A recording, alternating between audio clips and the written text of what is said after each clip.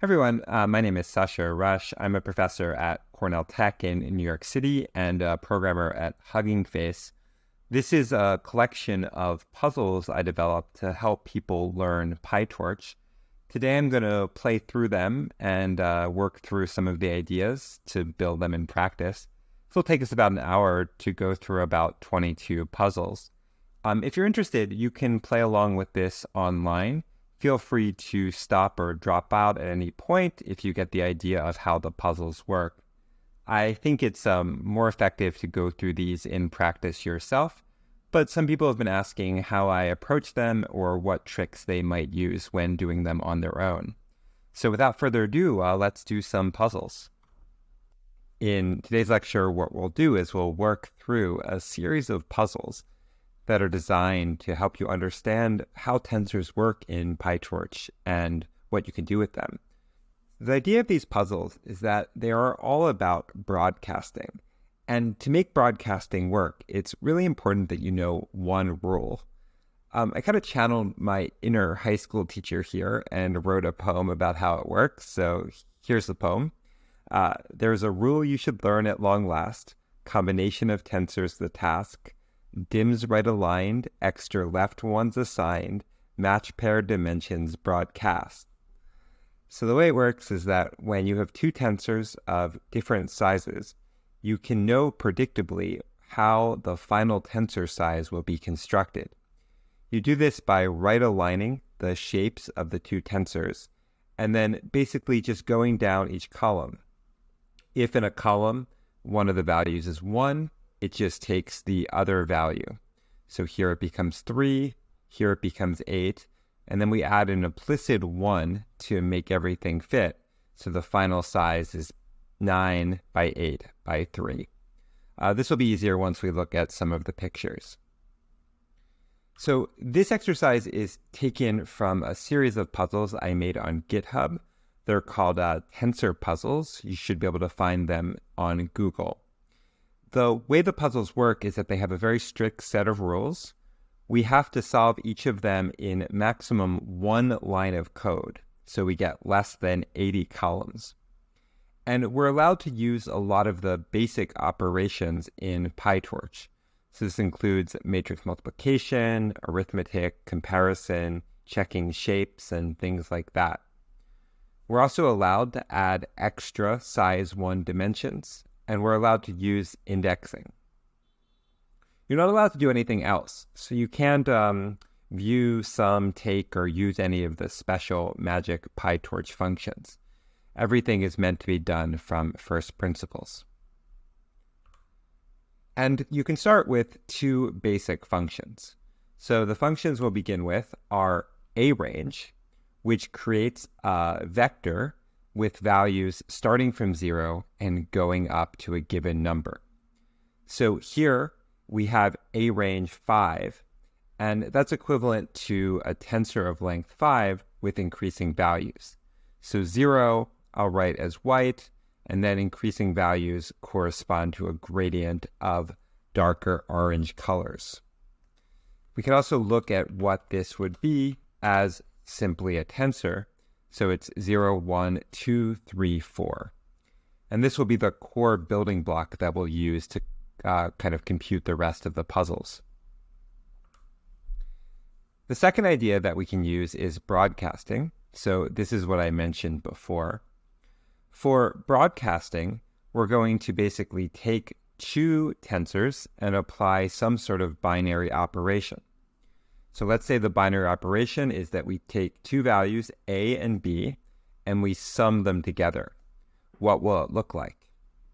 Well, if 1 is a row vector like this, 0, 1, 2, that's A, and B is a column vector, 0, 1, 2, 3, 4, then when we broadcast them together, we get out a matrix where this top left value is 0, because that came from adding this and this to get that final value. Whereas this bottom value down here is 2 plus 3, so that would be 5. Here's another example. So let's say our first is a column vector, 0, 1, and our second is a row vector, 0, 1. Then adding them together gives us a 2 by 2 matrix with a 0 in the top left value and the bottom right being 2, 1 plus 1. So that's the main broadcasting idea that we can use throughout the puzzles. Finally, it will be very helpful to have one more function, which is known as where. You can think about where as a replacement for an if statement when working with tensors. Here's the math to implement it, but I think that's less important than what it actually does. So again, let's read down the columns. Where takes in 3 arguments. It takes Q, A, and B. If Q is 0, then it takes B as its final value. If Q had been 1, then it would take A as its final value. And we can actually do this and see, just confirm that that's true. So if Q had been 1, it would have taken A as its final value. What's neat about where, though, is that it can be applied to tensors.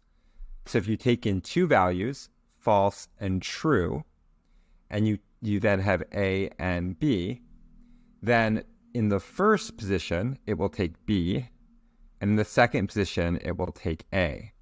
So that's how we compute the return tensor from those original values. Now, where can be a bit more complex because it can broadcast. So that means that if the original value that comes in is Q, and that's 0, 1, just as before, but instead of giving in 2 values for A, we simply give in 1, then this basically broadcasts into a 2-value vector for this to work. So just to play out how that happens, so if this is false, then we go to B and get B's value. If it's true, we get A's value, which implicitly broadcasts as the final result. This can get trickier if you have multiple different size tensors. So here, where is a matrix, 2 by 2, whereas A is simply a single value and B is a 2-value tensor. So let's play through all the cases. So this is 0. So that means I'm going to take B's value, which is blue, which is here. I take this one because I was in the first column. Now let's say I'm in the second column. Well, that's going to be A's value. There's only one value for A, so that gets pulled down here. We do this again, get A's value here, and then finally this wants B value, but it's the second column, so we get a 0 value here. You might find it helpful to pause the video and make sure you understand how these work, in particular to go through this last example to get all the full outputs of the broadcasting system. So where and A range are the 2 functions we have to work with, and from those we're going to basically build out all the other functions in Torch. Let's get started. The first puzzle is called ones. It asks us to implement a PyTorch function called ones that returns a vector of all ones. Now, to define this more formally, the puzzles give us a spec, which tells us how to do this in pure Python. So to implement this in pure Python, we would simply iterate for I equal to the length of our output and set that position equal to 1. We're then tasked to do this ourselves, but using only the functions we've been given so far. The puzzles also show us some examples of what we should do. So our target is, say, a vector of length 4, where every value is 1, a vector of length 3, and a vector of length 4. These will get more interesting as we go. So how do we do this? We know that I is the length of the tensor we need to produce, and we need all of its values to be 1. So to get started, we're going to probably want to use a range. So if we say a range I, that will give us back a tensor of the right length. So let's see what happens if we just return a range I. Okay, So it told us that our target looked like this, but our output looked like this. So we weren't exactly correct because ours is 0, 1, 2, and theirs is all 1. So we're going to either need to use a standard mathematical operation, or we're going to need to use the where function in order to make this work. So let's use the where function using broadcasting. So we can say where a range I is greater than -1, so that should be every position, return 1, otherwise return 0. So this first thing will be the right length, but it will always be true. That means we'll always get this second value and not this third value. So let's see what happens when we run that.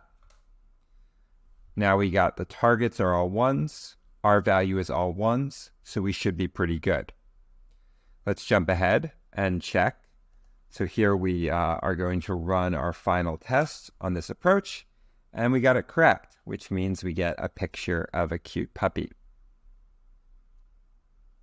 Great, so on to puzzle 2. So for puzzle 2, we want to compute the sum of a vector. So obviously this is built into PyTorch, but we'd like to do it with the operations we've created so far. So again, we have a specification in pure Python. The specification is going to add up all the values into the first position of out. The function we need to implement, sum, takes a as an argument, which is a torch tensor of length I. We need to produce a torch tensor of shape 1. So a tensor with a single value that is the sum of the vector that was given to us. So to implement this, we'll utilize a dot product. So the sum of a vector is the same as the dot product with a vector of all 1s. So let's use the 1s function that we created. So this is 1s of the same shape as A, and we'd like to dot product it with A. And the one problem with this is that if we dot product these two together, we'll get back a scalar, but the specification tells us that we need to produce a tensor of shape 1. So we'll add an extra trailing dimension at the end of A. This is a dimension of shape 1. And then when we take the dot product, this will be I, this will be I. Those two will reduce, and we'll end up with a torch tensor of shape 1. So let's run that, and hopefully it works. Cool. There we go. We got the target value here, and ours, target, target, and target, target. So let's check that this runs for all example cases and see if we got a puppy. Oh, it's a little bit of a weird one, but we got it correct. Cool. So the next puzzle asks us to compute outer. This is the outer product of two vectors. There is a specialized function for running this in PyTorch, but in practice, we can implement it with what we've built so far. Cool. So here's how it works. So given two vectors, both which are row vectors, our target should be their outer product. So that means every one of these positions multiplied together gives us another one of the values. So let's see. So this is the first row, third column. So that would be this position is the multiplication of those two. We can see it as well here where we have two values, some positive and some negative. So if we multiply this by this, that should give us this position here. But this times this gives us this position there. So this is a kind of classic use of broadcasting. Here we have A, which is a vector of size I, B, which is a vector of size j, and we need to produce something that's I by j. So let's implement it. So we're going to return something where we take the product of these two. A should be first, and B should be second. So we write A, all its values go first, times B, all its values go second. We multiply those together, we should get something that's I by J, and we can run test outer to get our output. So here's what it looks like. We'll get a small picture back. Here was the target. Here was ours. They look pretty good. So simple few lines of code allow us to compute an outer product of two vectors.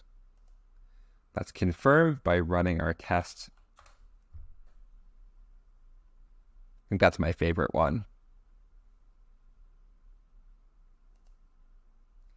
Next puzzle, diag. Here we want to compute the diagonal vector of a square matrix. So basically pull out the diagonal vector of the matrix itself. This one's worth going into a little bit more detail. The way it works is that given a matrix like A, it has to be a square matrix. We want to produce a vector that corresponds to the diagonal.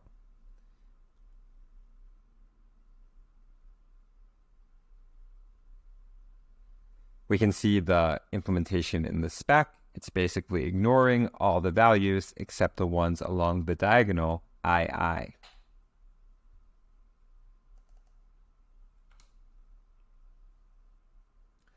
So how do we do this? Well, this is worth several different approaches to think through. The easiest way is to basically understand how indexing in PyTorch works. So the way indexing works is that if you give a tensor as indices to two different dimensions, it will create a new tensor by basically zipping those together and pulling out the values. So if we say A range, A dot shape 0, that basically corresponds to each one of the rows in A. But if we also say A range, A dot shape 0, here, that corresponds to all of the columns in A. But by passing them both together, we'll walk along both simultaneously to produce an output vector of the right shape. So if I run this, we'll see that I get pretty good results. This goes along this diagonal, and this diagonal here. Now there are other ways to implement this function, but I'll leave those up to you to think through and try to come up with other approaches. Let's check our test. Nice. This one looks like a cat. Oh, I guess there's a dog there too.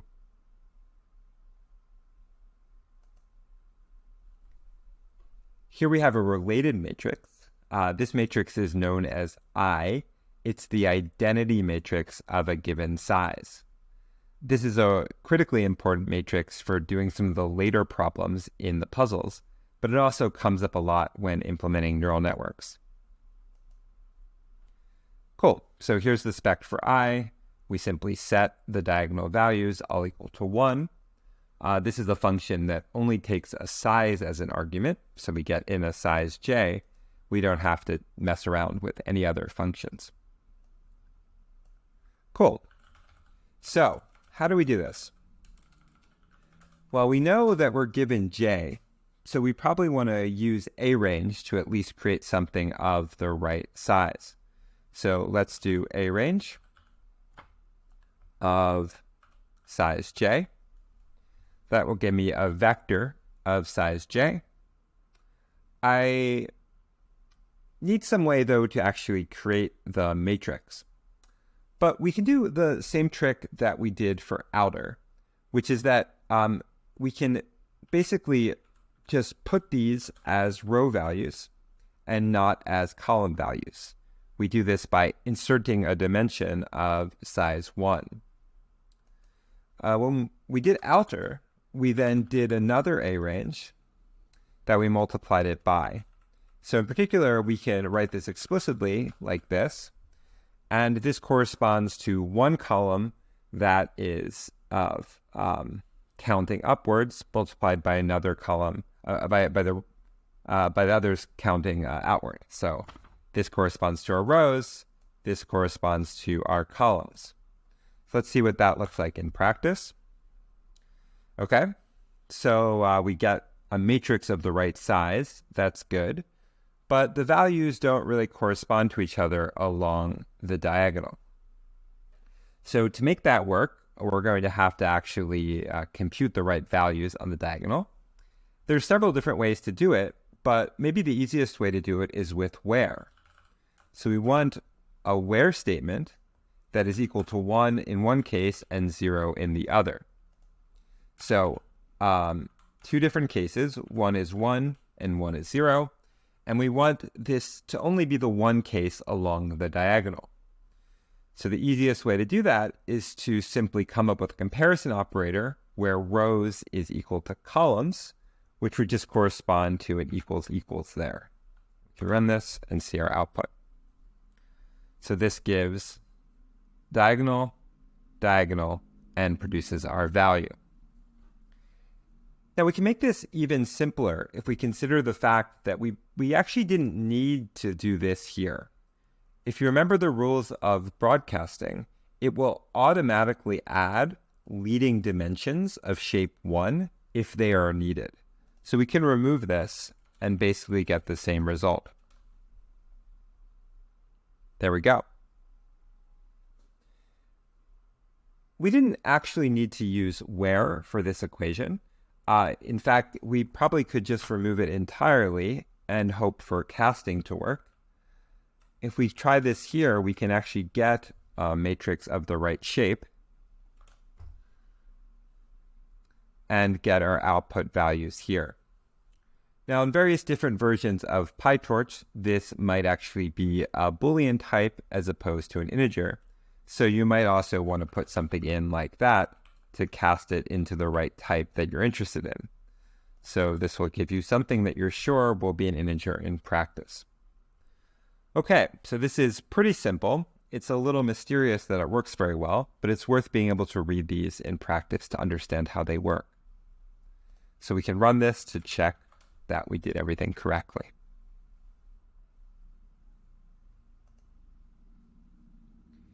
The next puzzle is TreeU.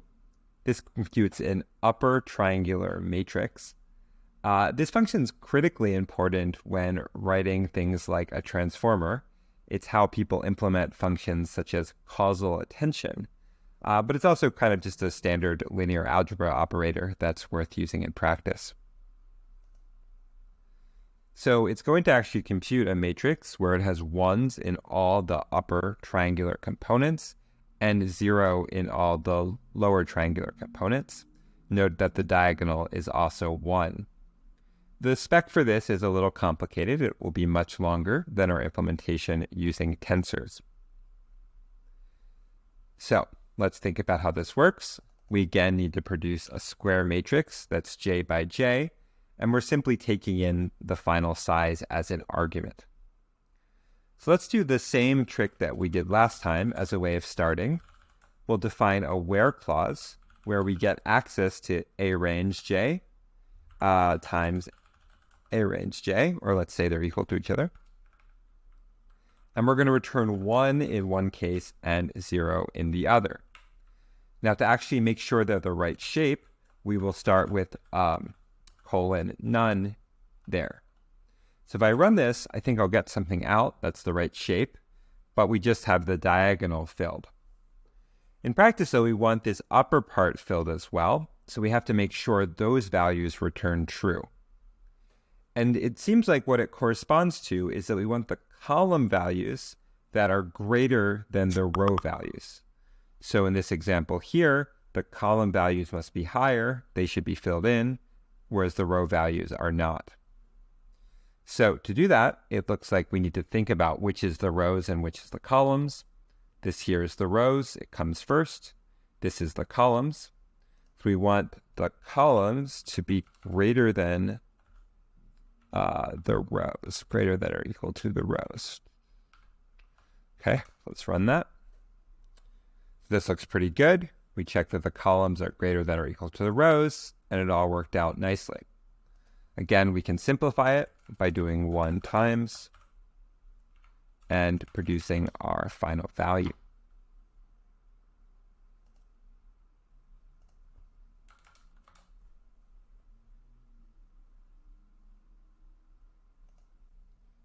Okay, next let's implement cumulative sum.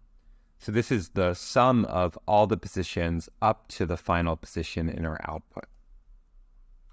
So let's look at the spec first. So it's going to run over each of our input values. It's going to keep a running tally of the sum so far, and it's going to set that value to the output value. We can see examples here. Here we keep on adding in negative values, it gets darker. Here we add positive values, it gets lighter. Okay, so this is another sum example. So I think we want to look at using some form of dot product as the way we compute this. This is going to be a bit complex, so let's actually look at an example here. So up until this point, we've basically computed sums by using dot products. We set all our values equal to 1, so let's just say that's all black. And the way we did a dot product is we simply did each position by each other, and that summed everything up. So if all the values are 1, then we get a sum of everything. Now, in practice, this will give us the final value that we need in our output.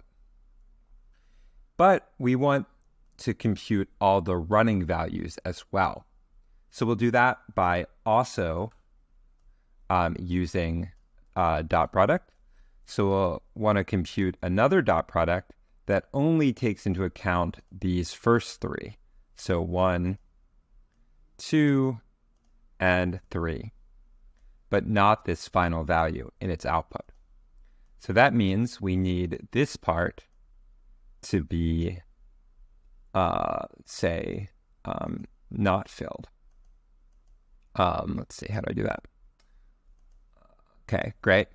And then we keep on going upwards to compute the previous dot product where we only take into account the first 2 values. Cool. Now I think you can see where this is going. We want some sort of triangular-like structure to take into account the previous values that we used. If we can construct a triangular-shaped matrix, it can basically compute this for us. Now, we had that in the last section where we had tree U, but let's just construct the one that we need in order to compute the cumulative sum. So we'll say we're going to do A. Well, actually, first let's give a variable. We'll say I equals A.shape0. It'll make things less verbose. Then we'll do an A range up to I. We'll say that that's the row values. And we'll say equals A range I. That's the column values. Now we're going to say A at, because we're going to be doing multiple dot products, otherwise known as a vector matrix multiply. So we just need to decide where the values will be 1 and where they'll be 0. So let's just start with this. So in this example, it's a vector matrix multiply with the identity matrix. So that'll just keep the values. So that just pulls these down. But we don't want that. We want to actually sum them up as we go.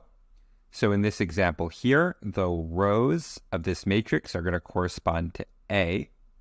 So we want to keep the rows that are less than or equal to the columns. The rows that are less than or equal to columns should give us something like our diagram.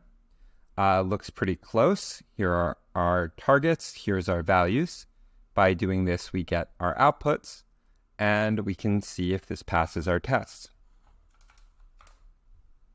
Looks pretty good. So just to go back and review what we did, we wanted to do multiple dot products to sum up the values. We did this by constructing a triangular-shaped matrix. That matrix made sure that we summed up the values that were less than or equal to our current row, and that's how we got our final cumulative sum. Cool. So let's keep on playing with the same idea. This is from a function called diff that computes a running difference of a vector. So let's first see what this is. So it looks like at each position, it computes AI minus 1. So it kind of just computes the first order difference of a vector. So here we have a vector that's all negatives, but some of these values are positive because this is 0 and this is negative, so that becomes a positive value. Again, we have input vector A, although this time we actually are given as well the size to work with. Cool. So let's think about how this works.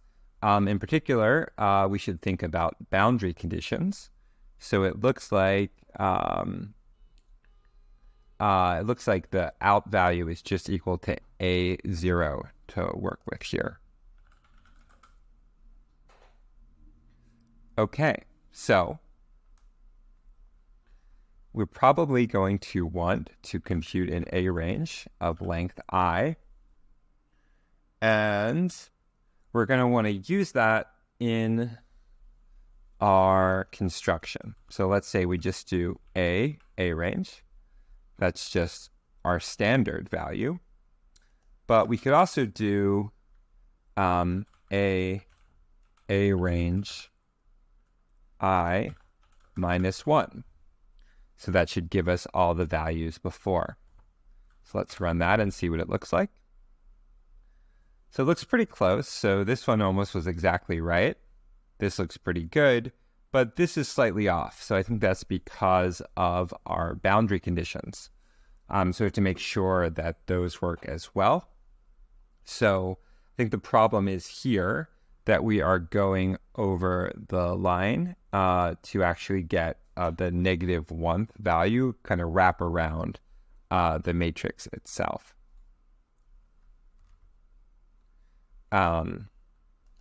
Cool. So let's set that up so that we can have a different value at that position. I'm going to write this just as a where clause. So most of the time we want this value, but some of the time we want 0. And we have to determine where that is. So it seems like the only time we want the second part of this clause to be 0 is at position 0. So we need to check for position 0. We'll do that by writing another A range. And we'll say as long as A range is not equal to 0, then we just do what we did before. Otherwise, we subtract 0. So running this, I get what I had before, a nice match at these positions. There's probably other ways to do this. We could have constructed a matrix or probably many other approaches, but this is relatively readable and captures the conditions of interest. One thing to note, though, is that we can make it simpler. We don't need this, right? Because this is just A. Can we make it any simpler on this side? I think this is probably about as good as we're going to get.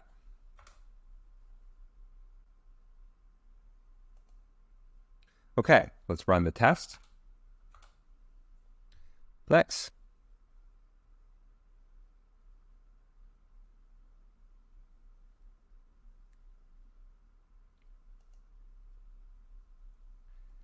Okay, so VStack is a particularly useful function in PyTorch. It's going to allow us to create a matrix out of 2 vectors. This is often used when you have kind of 2 parts of code that you'd like to do in parallel by running matrix operations. Okay, so given A and given B, we're going to create a target with these on top of each other.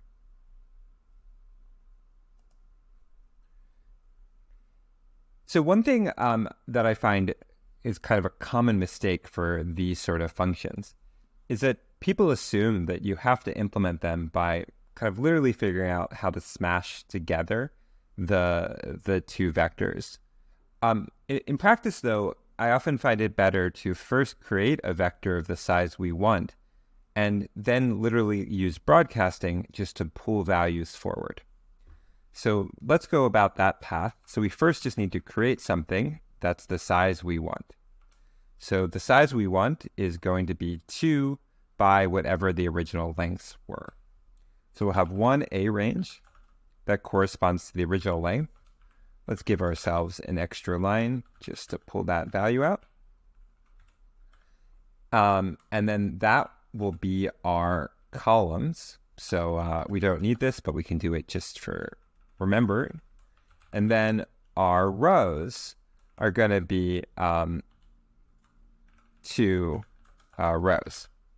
So if we just multiply these together, we'll already have something of the right shape that we're interested in. So here's the shape of ours versus the shape of the target. Now, of course, the values aren't even close to being right, but still they're pretty good to get started with. Cool. So once we've done that, we can use where to pull the values forward. So we'll say where, this statement, and in one case we'll pull from A, and the other case we'll pull from B. So this at least gives us the values from A and the values from B to get started with. Okay, so we still have the right shapes, but we're pulling forward the wrong values that we're working with.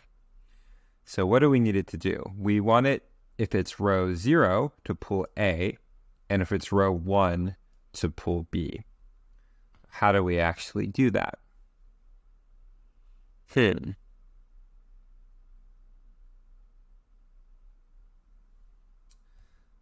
Let's make this, instead of A range, 1s. So that will be all 1 values. And then this will either be 0 or 1. Then we can just say equals equals. So in row 0, it will be false, and in row 1, it will be true. Now the only downside is that then these need to be flipped, so we want this to be true and this to be false. Let's run that. Great. So it looks like this worked out nicely. We had to first just create the shape that we were interested in, and then figure out some way to make it true and false in these cases. Seems good?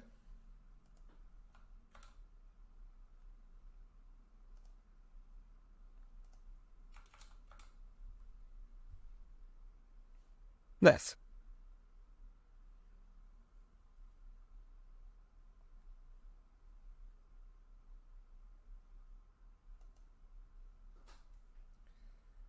So in the row function, we're going to use a circular shift. That means we're going to change the original values and shift them around by a given number. So specifically, it looks like the spec for a roll is such that every value gets moved by 1, and then we make sure it wraps around. So in this case, everything gets moved over by 1, and then we wrap around. Cool. So I think there's also a couple different ways to implement this function. Just as with cumulative sum, we could construct a matrix and do matrix multiply. We can also use indexing like we saw before. So in particular, we're going to want to create a vector to be our index, and we'd like that vector to have the same length as the original, so we keep the same size. So this should be I, and we'd like to return I. So let's do that. So if we say return A range I, that will return the same value that we started with. However, we would like to roll this, so we'd like to do a -1 here to shift everything 1 to the left. Oops, so this failed. So let's do +1. I think I did the wrong direction. Oh, but now we get an error. I guess that makes sense because this is an A range to I, and then we add 1. Now we're going to be out of range in terms of our original A vector. So we have to think a bit through how that would work. In particular, we have to just make sure when we get to the higher value, we restart from the beginning. So the most typical way to do that is with some sort of modulus. So we'll just mod by I. modulus should be fine in terms of running as a PyTorch operator. So we can run this, and that looks pretty good. So when we go over the size, we take a modulus and we wrap back around to the beginning.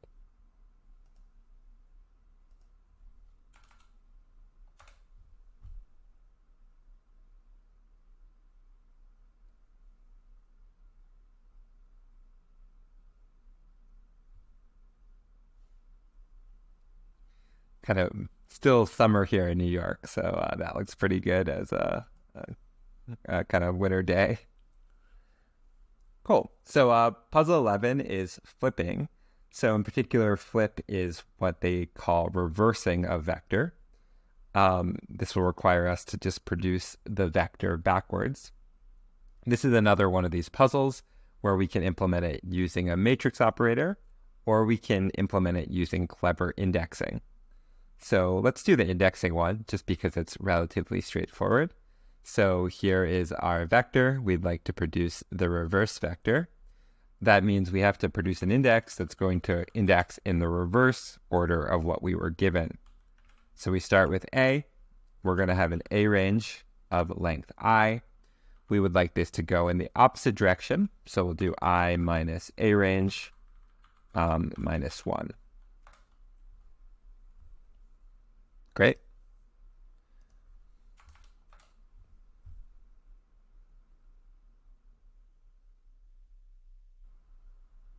Okay, next up we have compress.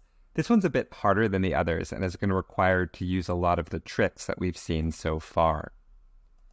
The way compress works is that it's masking plus padding.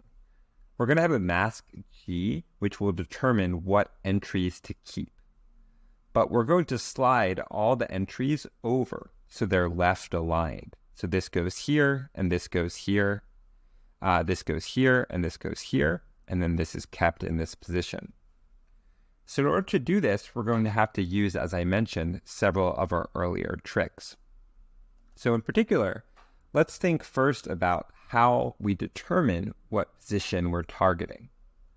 So if we do that, we can see that this should go into position 0, and this should go into position 1. That can be calculated by treating the Boolean mask like it were an integer and computing a cumulative sum. So if I run this, I'll basically get the sum so far of how many things that we've kept. Now I'm going to want to subtract 1 from that to get the actual position where it ends up in. So here, this will be position 0, and then this will be position 1. Now, starting from there, we want to get rid of all the entries that have no value. So those basically need to be able to go away. So we can do that by computing a where this is using our input G and saying, let's say, -1 for the ones that don't have an entry. So these are all -1. Here, these are all kept, and then these are all -1. So that basically lets us remove the ones that we don't need.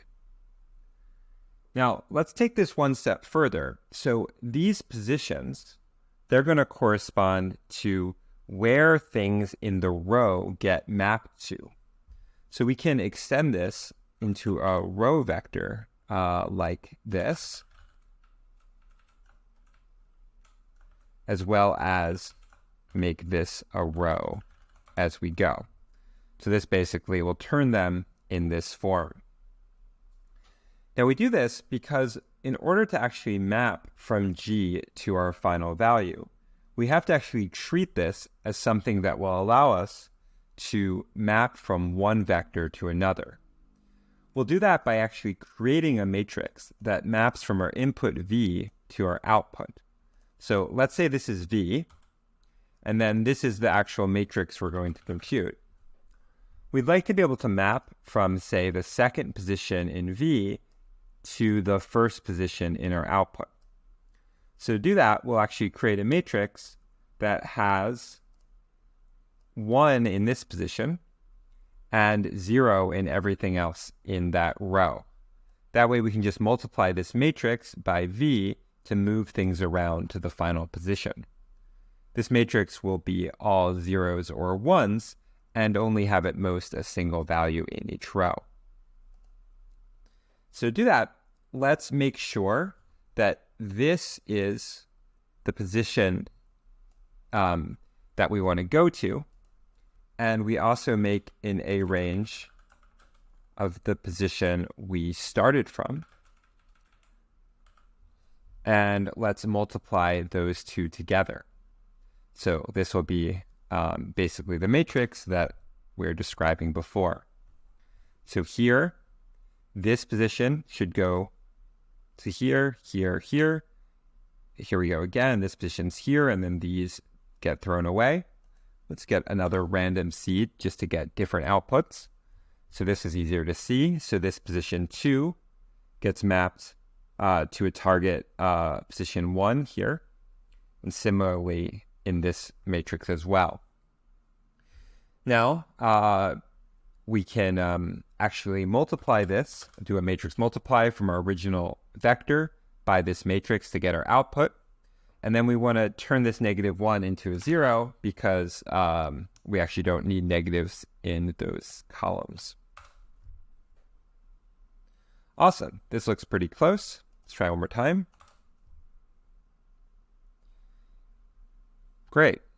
This is a pretty hard one, so let's review what went on. We were basically creating a matrix that maps from V, the input, to our output. There were two components to that matrix. We wanted to zero out all the rows that were masked out, and the others, we wanted to make sure they got mapped to the right location. This part in here ensures that they map to the right location, and this part here actually calculates what that location is by summing up over the mask. Let's check that in practice.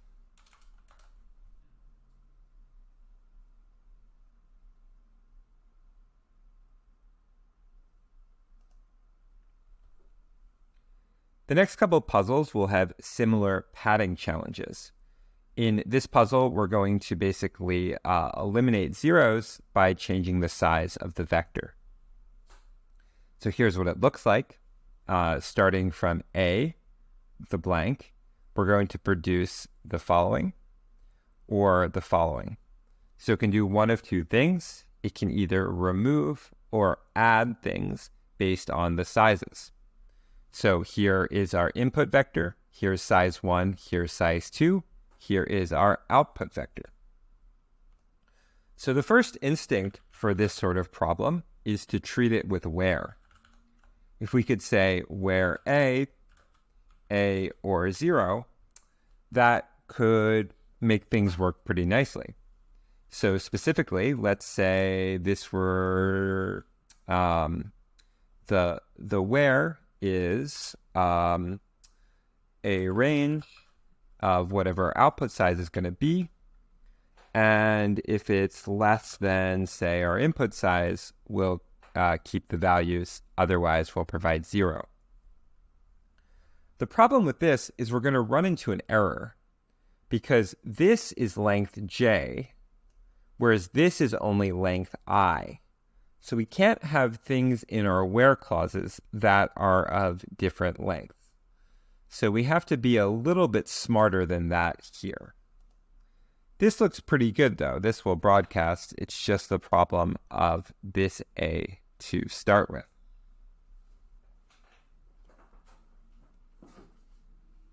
Good.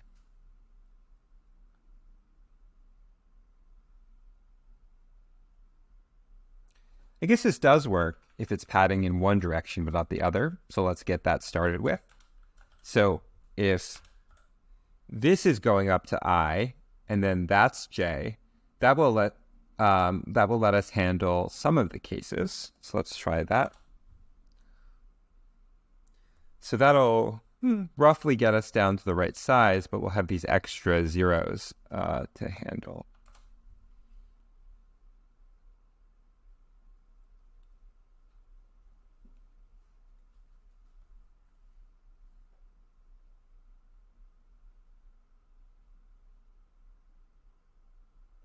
Okay, so if we're going to change sizes, I think we're going to need to use our matrix once more. So we're going to need a matrix that's I by j in order to compute this transformation. So let's actually construct it as a matrix. So we're going to start A. That'll correspond to the rows. Those will be I of them. And the columns will correspond to j. So we have to actually create a matrix using an A range I and an A range j to actually produce our final values. Now we can start with these two being equal to each other. That will move all the i's to all the j positions. We have to make sure we're doing a nice outer product in order to make that work and actually compute these values. So let's run that. Oh, again, we're going to get an error because of the silly PyTorch casting. So I'll do 1 times and actually get our values out. Oh, wow. So this seemed to work right off the bat. Let's look at what we did. We said the rows are A range to I. The columns are A range to j. That ensures we map from I to j. And we keep them when they're equal to each other.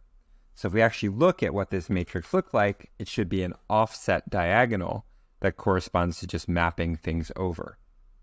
Here we do A at and get our output.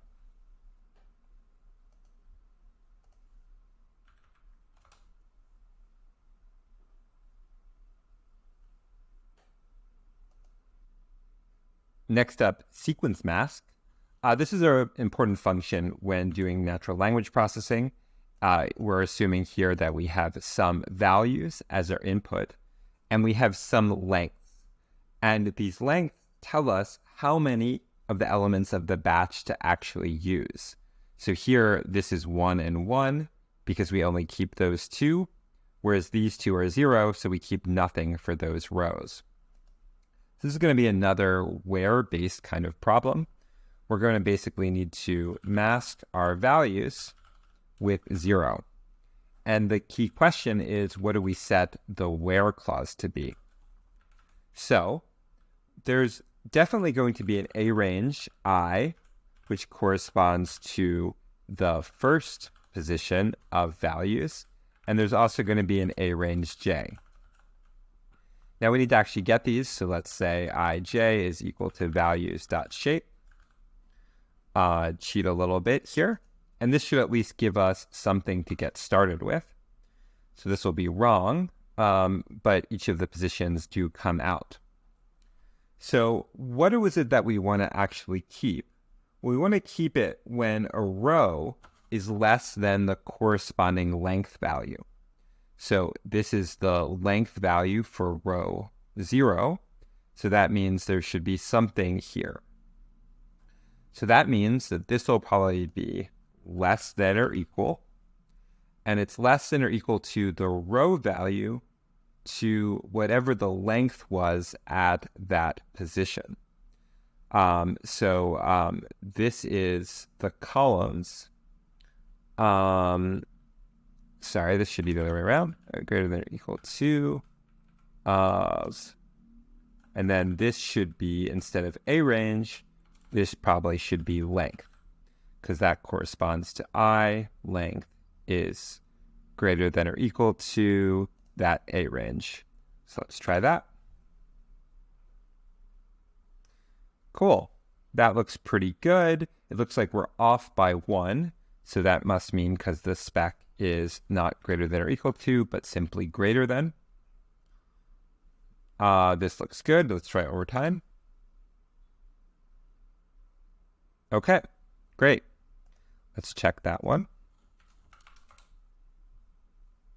Nice. These are randomly generated, so we got that one a couple times, I think. Cool. So in bin count, we're counting the number of times a particular entry has seen. This is a particularly useful function for building histograms or other sorts of statistical counting. So let's make this a little smaller so you can see it. So we have bin count that we need as our output. We will construct it by basically counting up the number of things in each position. So here we have the value 0 3 times, so this is 3. Here we have 0 once and 2 positive values. I'm guessing 1 and 2, so we have those all positive, etc. So basically counting up what has been seen so far. So here is our input, it's A, and we basically need to transform these values into their locations and then count them all up. Cool. So how should we go about doing this? This is another case where it would probably be pretty useful to turn these values from their individual values into rows in a matrix. And what we're going to do is we're going to do that by using, let's say, one of the matrices we've created so far. So I'll do it using the I matrix. So we have I, which is the identity matrix. And if I compute an identity matrix of size J is basically the output length, then I can index that by A, which is these input values. So let's look at what that looks like. So basically what this does is it turns each one of these columns into a row of this matrix. So let's try that one more time. These are a little hard to differentiate. So you see how there's a 0 here? It's the third row. The third row, 0th column now has one hot vector, whereas the fourth has the value 1. So basically now this trick turns our input into a one hot vector in each of these rows. In order to compute the bin count, we now just need to sum up the rows to get these final values. See how that works? So to do that, we'll use our sum function. We created that earlier. If you remember how that worked, all we did was we did a ones with, in this case, it would be I. So it'd be A.shape 0. And we reshape that as, actually, I guess we don't need to do that here. Let's see if that works. Oh, I guess it doesn't. So we reshape it. So this is, let's see what this is. So this I is an I by J matrix. So we want to do it from the other side. So ones should be A.shape 0. That's I at I's. Looks pretty good. So this part, you should read that as taking a sum over the dimension corresponding to I. And then this thing is an I by J matrix, and we need to produce a J matrix as output. So it's a pretty simple way of doing bin count, transform to one hot, and then sum up.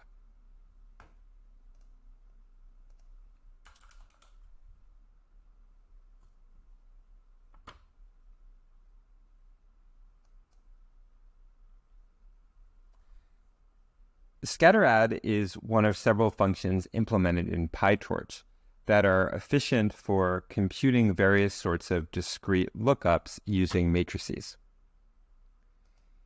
In our scatteradd, we will have input as a set of values, and then a link function that tells them where to go.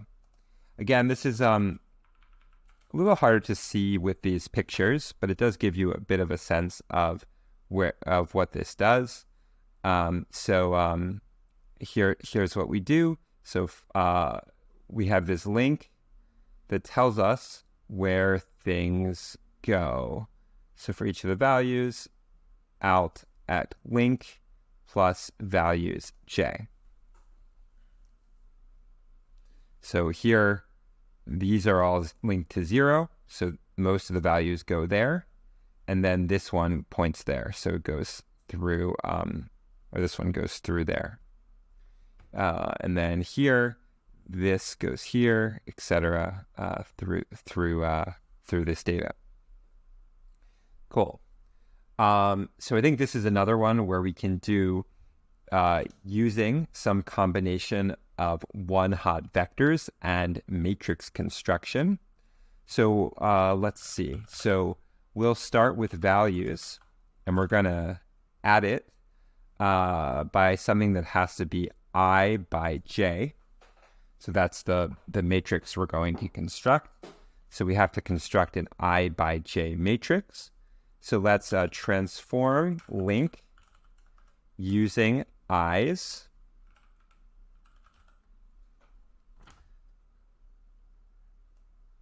Let's look at a little bit closer what that did. So I, j link tells us basically where each thing should map to. And then we do the matrix multiply with v, or values, at i's. We'll take these values, multiply them by this matrix to get our targets. So when we run that, we get our nice outputs, and we can then check that it worked.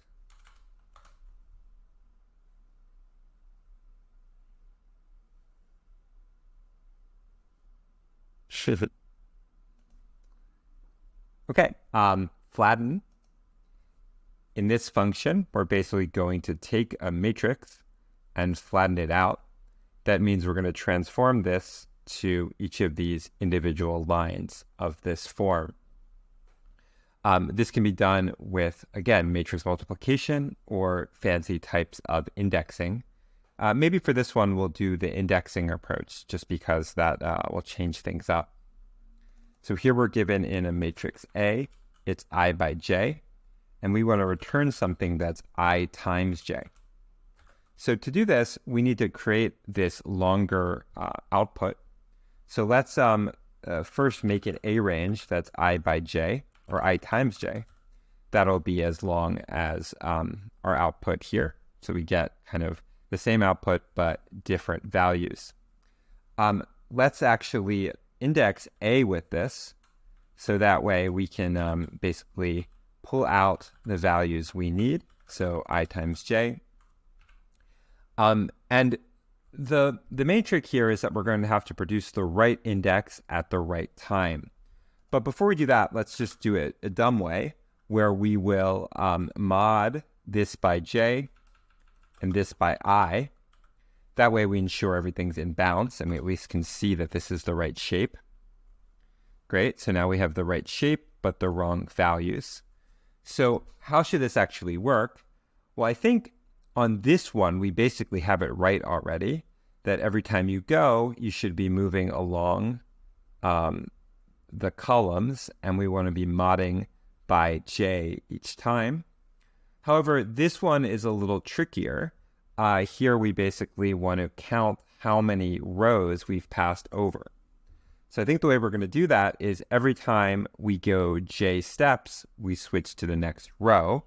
So we can do that by integer division by j, and that will ensure that we kind of only go to a next row when we've done j steps. So let's run that. Get a warning here. I think, though, this is still correct. Let's see. We can jump ahead and just check without that warning. Let's see if we get our dog. Cool. Yeah, I think that's correct here, too. I think this is a PyTorch bug that got introduced. We can try to correct that, but I think this is mainly the right method for this function. Okay. Linspace is an important function for graphing. It's kind of like a range, but instead of giving you just discrete outputs, it allows you to step between any arbitrary two floating point values. So here's the spec. So we're basically going to do a for loop, but ensure that the points in the for loop are in between I and j, and that we're doing steps of length k. So for this, we're basically just given two values, I and j, as well as the number of steps we need to make. And then the final output is the number of steps themselves. So these should always be kind of increasing in this manner. So the spec here is basically given to us above. We know that we're going to have to create something of length n. So let's do that right off the bat. So length n. And then we're going to basically transform it with the same steps here. So this becomes our k, but we can just copy this down.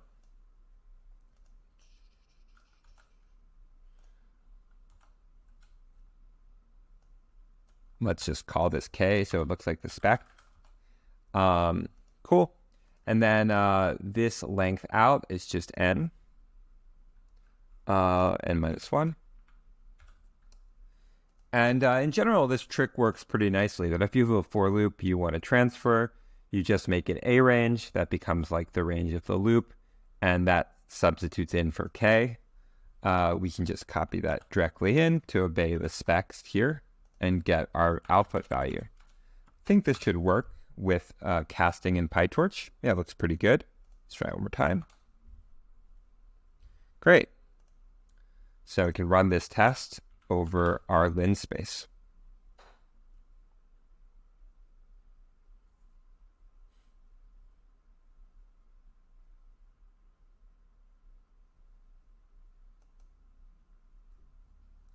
Okay, this function is called Heaviside. Actually, don't know if that's the right way to say it.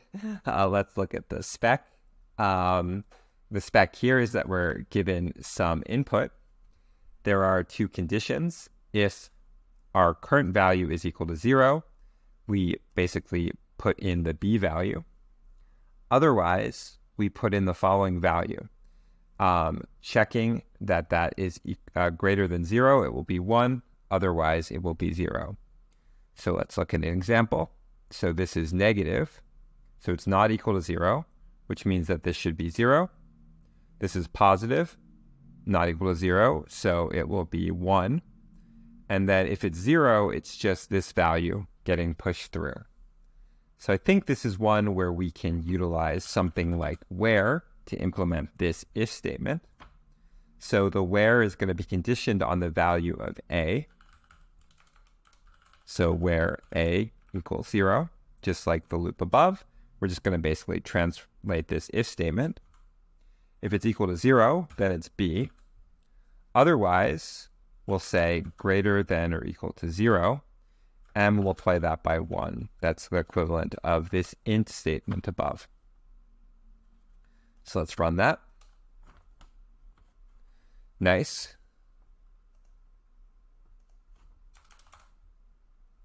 Beautiful. Okay.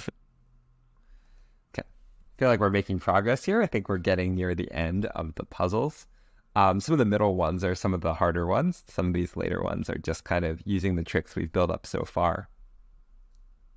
So this is the repeat function. We're going to basically be just repeating the same value multiple times. So particular, we're going to take a row and then kind of repeat it down multiple times. Okay. We can implement this one of several ways. I think probably the easiest would be to just use a where function again. So we're going to have a where function, and we basically need to create a predicate that's always going to pull from A and never from B. This will let us do broadcasting in an easy way.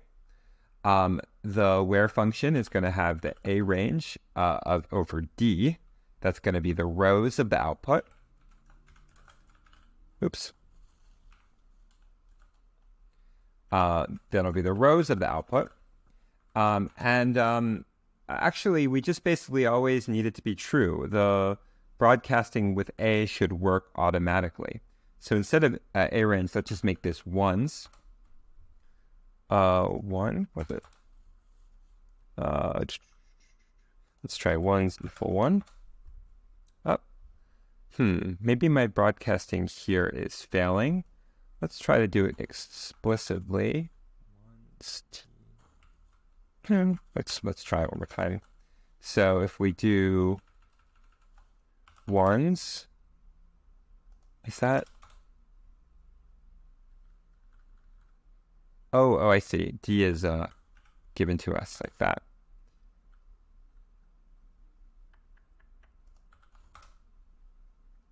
Huh. I don't know what's going on with D here. Let's just, oh, what a funny bug. After all that, get a bug like that. Funny. Okay, so here's our ones, which is D value long, and A is our output. Okay, so why does this work? Well, ones is just going to be a row vector, so it'll be D by 1, whereas A is going to be I length. So A and this will broadcast, which will produce the repeat here. So that's a nice way of doing this. I think we could actually make it even simpler. So let's make it ones like that and just times it by A. So this is like an outer product of A with ones. Cool. So that worked really nicely. We can probably even just do it explicitly using our outer, and that can be even shorter. Great. Yeah, I don't know how to get any shorter than that. It's a kind of nice way of doing repeat. Okay, our last implementation is bucketize. Bucketize is a fun function that's also important for computing histograms. The way it works is the following. You're given a bunch of values, v. You have to transform them into a discrete number. The discrete number corresponds to where it fits along these boundary points. So these points are in increasing order. And in this case here, this value was greater than at least the first one of these, so it's positive. But these two are less than everything, so they're 0. So we have to be able to compare v to each one of these boundary points. We're going to do it in a brute force manner. That means we'll simply compare each v to all of these boundary points, and then just count up how many it was greater than. So to do this, we will simply compare the two. So we say v will be a row vector, and we want to check how many boundaries it is greater than. So that'll correspond to the column vector. So we have rows, columns, corresponding to how many it's greater than. So in this case here, the first one is greater than 2, so it's greater than both of these, so it should have a value of 2, whereas this first one is greater than 3 of these, so it should have a value of 3. So this corresponds to just needing to sum up over the columns. This was the first thing we did, was we take a dot product along ones, which were each of the columns. So the columns here correspond to boundaries.shape 0. So we should be able to just add these together. We do need to ensure, though, that this first is an integer. So let's run this. Looks pretty good. There might be an off by 1 error here. Let's try a couple more. Yeah, so this is should be maybe greater than or equal to. Try that one more time. Yeah, that looks better. Cool. Okay. So I'm not sure there's a check for this one either. So let's consider that correct.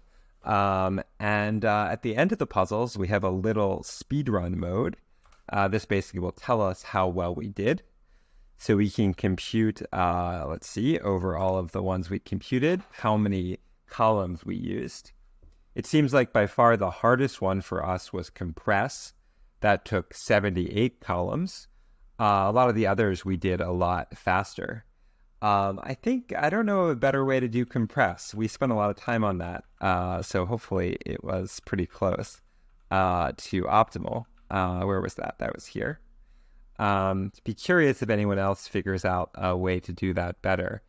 I think possibly we could get away with not having both of these as none, but I think it's pretty close in practice.